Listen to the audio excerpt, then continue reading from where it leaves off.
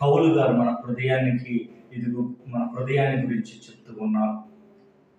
ప్రభు కూడా అంటూ ఉన్నారు, దర్శన గ్రంథంలో మనం చూస్తూ ఉన్నాం 3వ అధ్యాయం 20వ వచనంలో, ద్వారం వద్ద నేను నిలుచుని తట్టుచున్నాను, ఎవరైనా నా స్వరమును విని తలుపు తెరిచిన ఎడల నేను లోనికి వచ్చి వారితో భుజిస్తాను అని.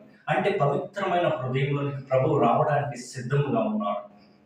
ఆ పరిశుద్ధ హృదయాన్ని మనం కలిగి ఉండాలి. మనం కూడా ఆలోచన చేద్దాం ఒకసారి. యేసు ప్రభు వారు ఏ విధంగా దేవాలయంలో ఉన్నటువంటి ఆ యొక్క విక్రయదారులను పంపించి వేస్తూ ఉన్నారు, వ్యాపారవేత్తలను ఇదిగో బయటికి పంపించి వేస్తూ ఉన్నారు, చిల్లరను విసిరి వేస్తూ ఉన్నారు, మనం చూస్తూ ఉన్నాం.